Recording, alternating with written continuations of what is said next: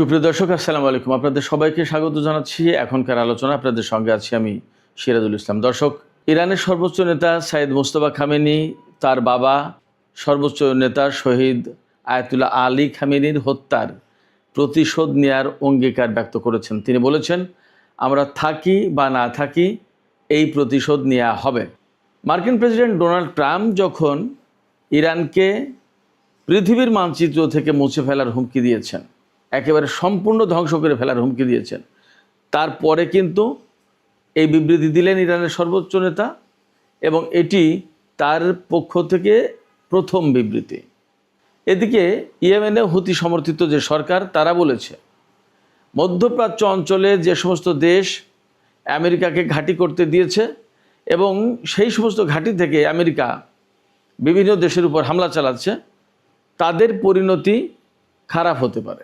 একই সাথে ইয়েমেনের হুতিরা এই ঘোষণা দিয়েছে, এই সমস্ত ঘাঁটি থেকে মধ্যপ্রাচ্য অঞ্চলের যে প্রতিরোধ অক্ষ আছে, এই প্রতিরোধ অক্ষের যে কোনো দেশের উপরে হামলা হলে তা পুরো প্রতিরোধ অক্ষের উপর হামলা হিসেবে ধরে নেওয়া হবে এবং সেইভাবে পাল্টা জবাব দেওয়া হবে।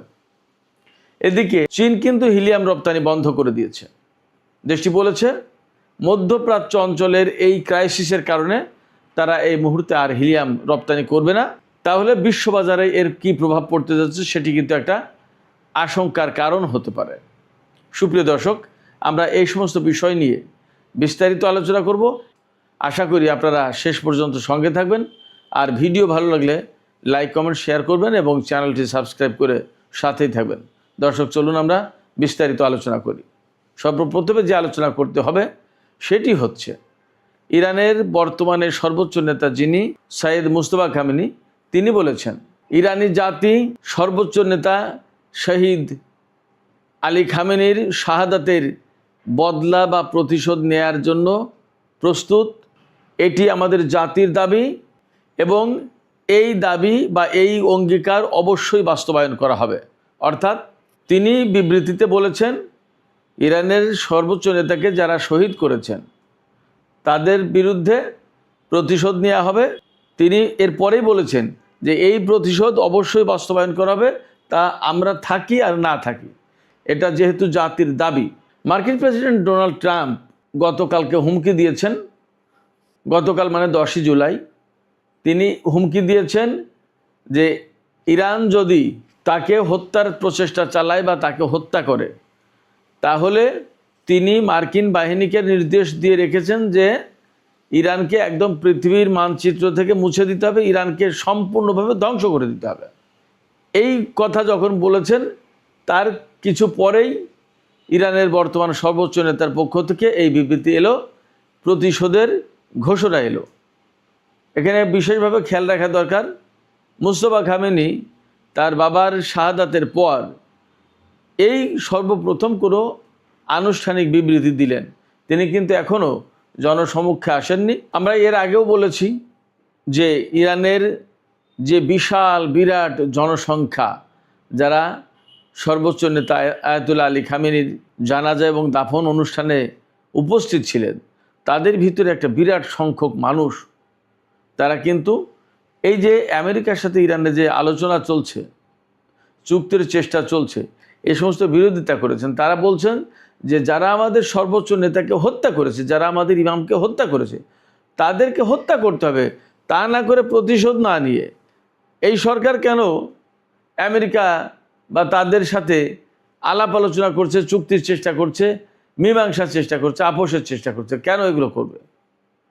তাদের দাবি হচ্ছে সর্বোচ্চ নেতাকে হত্যা করেছে, যারা হত্যা করেছে তাদেরকে হত্যা করতে হবে।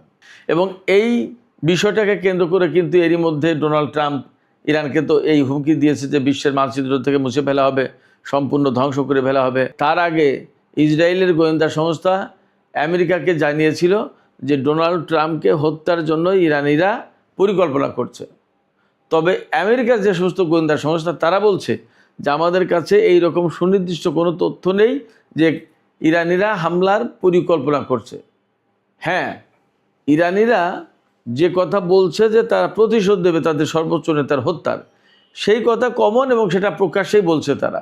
সেই কথা আমরা এমনিতেই জানি, কিন্তু গোয়েন্দা তথ্য এমন নেই যে সুনির্দিষ্ট কোনো তথ্য যে যার ভিত্তিতে বলা যাবে অমুক ব্যক্তি বা অমুক দল বা অমুক অমুক লোকজন বিশেষ গোপন স্থানে এই পরিকল্পনা করেছে, এইভাবে বাস্তবায়ন করবে তাদের প্রতিশোধের এজেন্ডা, এমন কোনো তথ্য আমাদের কাছে নেই। তার মানে ইসরায়েল এবং আমেরিকার ভিতরে এই ব্যাপারে গ্যাপ আছে, বোঝা গেল।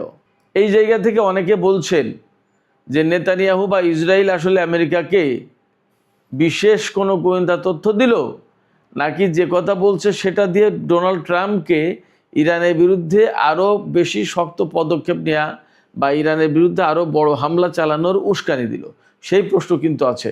এই প্রশ্ন শুধু আমি তুলছি না বা আমাদের মতো আরও 2-5-10 জন তুলছে না, খোদ আমেরিকার বিশ্লেষকরা, পর্যবেক্ষকরা এবং যারা সমালোচক বা এরকম আলোচনা করেন পত্রপত্রিকার সাংবাদিকতার সাথে জড়িত, তারাও প্রশ্ন তুলছেন যে ইসরায়েল আসলে কি চাইছে। ইসরায়েল এখানে আমেরিকাকে তথ্য দিয়ে সাহায্য করলো, নাকি ইরানের বিরুদ্ধে আরও বড় রকমের হামলায় জড়িত হওয়ার জন্য ডোনাল্ড ট্রাম্পকে উস্কানি দিল। সুপ্রিয় দর্শক, ইরান এবং আমেরিকার মধ্যে যখন এরকম উত্তেজনা, প্রচণ্ড উত্তেজনা, এবং এখন উত্তেজনার সবচেয়ে বড় যে দুটো টপিক, সেটা হচ্ছে ইরানের সর্বোচ্চ নেতার হত্যার প্রতিশোধের প্রশ্ন, আর একটা হচ্ছে হরমুজ প্রণালী। হরমুজ প্রণালী কার নিয়ন্ত্রণে থাকবে বা ইরানের নিয়ন্ত্রণে আদৌ থাকবে কিনা, নাকি একদম উন্মুক্ত করে দেওয়া হবে, এই বিষয়টা। যখন এই দুটো বিষয় নিয়ে খুবই গুরুত্বপূর্ণ আলোচনা চলছে, হুমকি পাল্টা হুমকির প্রশ্ন, এবং ইরান যখন বলছে যে করেই হোক, যদি প্রয়োজনে যুদ্ধ করেও হয়, তাহলেও আমরা এই হরমুজ প্রণালীর নিয়ন্ত্রণ আমাদের হাতে রাখব। যদি ব্যাপারটা তাই হয়, তাহলে দাঁড়াচ্ছে কি? তাহলে দাঁড়াচ্ছে যে ইরান কোনো মতেই ছাড়বে না হরমুজ প্রণালীর কন্ট্রোল, এবং আমেরিকা হয়তো সেটা মানতে চাইবে না। তাহলে দুই পক্ষের ভেতরে আবার নতুন করে সংঘাত সৃষ্টি হতে পারে। এই রকম একটা প্রেক্ষাপটে যখন পরিস্থিতি, তখন ইরানের পররাষ্ট্রমন্ত্রী সাইয়েদ আব্বাস আরাকচি ওমান সফরে গেছেন। আজকে মানে আজকে 11ই জুলাই। এই সফরে গিয়ে তিনি ওমানের সাথে মূলত আলোচনা করছেন কিভাবে হরমুজ প্রণালী ম্যানেজমেন্টের দায়িত্ব তারা দুই দেশ মিলে পালন করতে পারে। অর্থাৎ আমেরিকার হুমকির কাছে নতি স্বীকার না করে বরং ওমান এবং ইরান কিভাবে হরমুজ প্রণালী কন্ট্রোল করবে তার আলোচনা করছে। এটা একটা গুরুত্বপূর্ণ দিক বটে। এদিকে মধ্যপ্রাচ্যের এইরকম ডামাডোল, সংকট, উত্তেজনা, সংঘাত, সংঘর্ষ, যুদ্ধ যখন চলছে, তখন ইয়েমেনের হুতি নিয়ন্ত্রিত সরকার, যেটা সানা ভিত্তিক যে সরকার, সেই সরকারের পক্ষ থেকে একটা আনুষ্ঠানিক বিবৃতি প্রকাশ করা হয়েছে। সেই বিবৃতিতে বলা হয়েছে মধ্যপ্রাচ্যের যে সমস্ত দেশে আমেরিকার ঘাঁটি আছে এবং সেই সমস্ত দেশ থেকে আমেরিকা যে সমস্ত প্রতিরোধ অক্ষের দেশ বা শক্তির উপরে হামলা চালাচ্ছে, যারা আমেরিকাকে ঘাঁটি করার সুযোগ দিয়েছে, তাদের জন্য পরিণতি খারাপ হতে পারে। ইয়েমেনের সানা ভিত্তিক সরকার একদম সুস্পষ্ট করে বলেছে, যদি এই সমস্ত দেশ মধ্যপ্রাচ্য অঞ্চলের প্রতিরোধ অক্ষের ওপরে আমেরিকাকে হামলা চালানোর সুযোগ দেয়, তাহলে এই প্রতিরোধ অক্ষ পাল্টা হামলা চালাতে পারে এই সমস্ত দেশগুলোর উপরে বা মার্কিন ঘাঁটিগুলোর উপরে, এবং এক্ষেত্রে একেবারে স্বয়ং সম্পূর্ণভাবে প্রতিরোধ অক্ষের যে কোনো পক্ষ নিজের মতো করে সিদ্ধান্ত নিয়ে হামলা চালাতে পারে। এর ভেতরে সবচেয়ে গুরুত্বপূর্ণ যে কথাটা বলেছে সানা ভিত্তিক সরকার, সেটা হচ্ছে যে এই যে প্রতিরোধ অক্ষের যে শক্তিগুলো এখানে যুক্ত আছে, এর যে কোনো একটা শক্তি বা যে কোনো একটা পক্ষের উপর হামলাকে প্রতিরোধ অক্ষ একেবারে পুরো প্রতিরোধ অক্ষের উপরে হামলা বলে ধরে দেবে এবং এর বিরুদ্ধে কঠিন এবং কার্যকর জবাব দেবে। ইয়েমেনের হুতি আনসারুল্লাহ আন্দোলন সমর্থিত সানা ভিত্তিক যে সরকার রয়েছে, তাদের পক্ষ থেকে এই কথা যখন বলা হচ্ছে, তার মানে দাঁড়াচ্ছে যে ইয়েমেনে বড় রকমের নতুন সংঘাতের, যুদ্ধের আশঙ্কা আছে, এবং সেই যুদ্ধে মধ্যপ্রাচ্যের দেশগুলো তাদের ঘাঁটি আমেরিকাকে যদি ব্যবহার করতে দেয়, তাহলে পরিস্থিতি কি হবে সেই ব্যাপারে কিন্তু মধ্যপ্রাচ্যের দেশগুলোকে, বিশেষ করে যে সমস্ত দেশে আমেরিকার ঘাঁটি রয়েছে, সেই সমস্ত দেশ এবং সেই সমস্ত দেশের সরকারকে সানাভিত্তিক ইয়েমেনের সরকার সতর্ক বার্তা দিল। এখন এই সমস্ত দেশ বা মার্কিন ঘাঁটি তারা কে কীভাবে বার্তাটা নেবে সেটা তাদের ব্যাপার, তবে মনে হচ্ছে নতুন করে সংঘাতে ইয়েমেন আরও অ্যাক্টিভলি এবং আরও বেশি ওয়াইড রেঞ্জে দায়িত্ব পালন করবে, অর্থাৎ ইরানের পক্ষ হয়ে যুদ্ধ করার সম্ভাবনা তৈরি হলো এই ঘোষণার ভেতর দিয়ে। আমরা কুয়েত, বাহরাইন, কাতার, সংযুক্ত আরব আমিরাত, সৌদি আরব, জর্ডান সহ মধ্যপ্রাচ্যের যে সমস্ত দেশ আছে তাতে 19টি ঘাঁটি এবং স্থাপনা, মার্কিন সামরিক স্থাপনা আছে বলে মোটামুটি তথ্য। ফলে এই সমস্ত সব ঘাঁটি এখন প্রতিরোধকের বৈধ টার্গেটে পরিণত হবে বলে মোটামুটিভাবে ধারণা করা যাচ্ছে। সুপ্রিয় দর্শক, আজকের আলোচনার শেষ পর্যায়ে একটা বিশেষ গুরুত্বপূর্ণ খবর নিয়ে আলোচনা করব। সেটি হচ্ছে চীন আন্তর্জাতিক বাজারে হিলিয়াম রপ্তানির উপর নিষেধাজ্ঞা আরোপ করেছে। অর্থাৎ চীন থেকে এখন হিলিয়াম গ্যাস রপ্তানি করা যাবে না। চীনের বাণিজ্য মন্ত্রণালয় এবং কাস্টমস প্রশাসন এই দুটো প্রতিষ্ঠানের পক্ষ থেকে এই ঘোষণা দেওয়া হয়েছে, অর্থাৎ হিলিয়াম রপ্তানি বন্ধ ঘোষণা করা হয়েছে। এই যে চীনের পক্ষ থেকে হিলিয়াম রপ্তানি বন্ধের ঘোষণা দেওয়া হলো কেন? চীন বলছে যে মধ্যপ্রাচ্যে যে যুদ্ধ চলছে এই যুদ্ধের কারণে আন্তর্জাতিক বাজারে এরই মধ্যে হিলিয়াম সরবরাহের উপরে একটা চাপ পড়েছে। কারণ যে সমস্ত দেশ হিলিয়াম আন্তর্জাতিক বাজারে সরবরাহ করে তার ভিতরে কাতার একটা। মধ্যপ্রাচ্যের এই সংঘর্ষের কারণে কাতার থেকে যেমন তেল গ্যাস রপ্তানি করা মুশকিল হচ্ছে, তেমনি হিলিয়াম রপ্তানি করাও কঠিন হয়ে পড়েছে। এই অবস্থায় চীন দেখছে যে তার প্রচুর পরিমাণে শিল্প কারখানায় এই হিলিয়াম গ্যাস প্রয়োজন হয়। এখন যদি এই পরিস্থিতিতে হিলিয়াম গ্যাস রপ্তানি অব্যাহত রাখে আর মধ্যপ্রাচ্যে বিশেষ করে ইরানের সাথে আমেরিকা এবং ইসরায়েলে যদি আরও বড় কোনো সংঘাত যুদ্ধ শুরু হয়, তাহলে আন্তর্জাতিক বাজারে হিলিয়াম সরবরাহ সংকটের মধ্যে পড়বে এবং চীন হয়তো সরবরাহ ঠিকমতো নাও পেতে পারে। আবার এই মুহূর্তে চীনের সাথে আমেরিকার কিন্তু বিরাট বাণিজ্য যুদ্ধ চলছে। যেমন মার্কিন প্রেসিডেন্ট ডোনাল্ড ট্রাম্প ঘোষণা দিয়েছেন গতকালকে যে চীন যদি ইরানের কাছ থেকে তেল আমদানি অব্যাহত রাখে তাহলে চীনের উপরে 100% ট্যাক্স বা শুল্ক আরোপ করা হবে। চীন বলেছে 100% কেন, তোমরা 200% বা যত খুশি ট্যাক্স আরোপ করতে পারো, কিন্তু আমরা ইরান থেকে তেল নেওয়া বন্ধ করবো না। এটা আমাদের স্বাধীন সার্বভৌম সিদ্ধান্ত। আমরা আমাদের সিদ্ধান্ত নেব, আমরা কার কাছ থেকে তেল নেব কার কাছ থেকে নেব না সেটা আমাদের ব্যাপার, কেউ এখানে হস্তক্ষেপ করতে পারে না।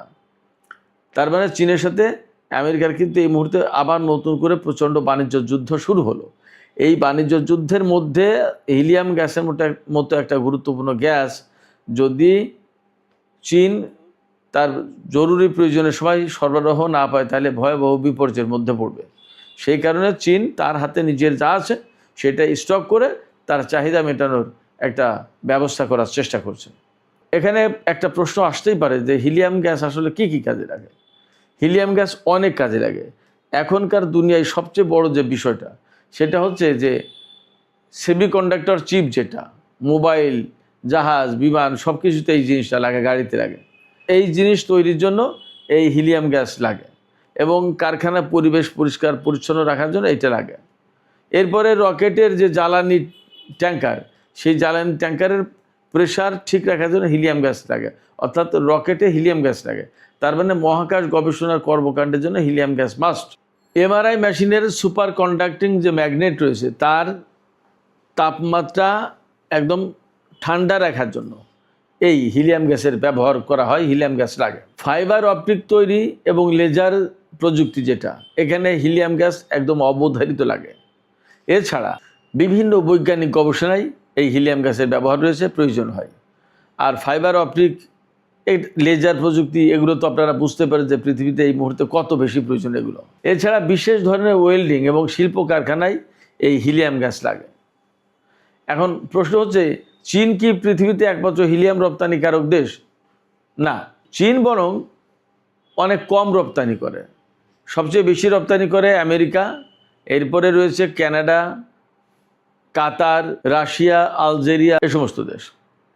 তো চীন যদি এই হিলিয়াম গ্যাস রপ্তানি বন্ধ করে দেয় তাহলে আসলে কি অনেক বড় প্রভাব পড়বে? না, অনেক বড় প্রভাব পড়বে না। এখনকার যে তথ্য সেই তথ্য অনুসারে বলছি যে খুব বড় প্রভাব পড়বে না, কিন্তু যুদ্ধ যদি দীর্ঘস্থায়ী হয় এবং বড় পরিসরে ছড়িয়ে পড়ে তাহলে মধ্যপ্রাচ্যের যে সমস্ত দেশ তারা এটা কতদূর কি সাপ্লাই দিতে পারবে, বিশেষ করে কাতার, সেটা একটা ব্যাপার। আমেরিকার কাছ থেকে চীন কতটুকু পাবে সেটা একটা ব্যাপার। এছাড়া যে যুদ্ধ পরিস্থিতি দিন দিন বাড়ছে, তাতে অস্ত্র, ক্ষেপণাস্ত্র, মিসাইল, আদার অনেক কিছুর জন্য আরও বেশি প্রয়োজন হয়ে পড়ছে। সেক্ষেত্রে যদি নিজেদের চাহিদা পূরণ করতে না পারে, তাহলে তারা তো আমেরিকা এবং পাশ্চাত্যের যে দুনিয়া, তাদের সাথে যুদ্ধেও টিকতে পারবে না। এই কারণে চীন নিজের প্রয়োজন মেটানোর জন্য সরবরাহ ঠিক রাখতে এই হিলিয়াম রপ্তানির বন্ধের সিদ্ধান্ত নিয়েছে।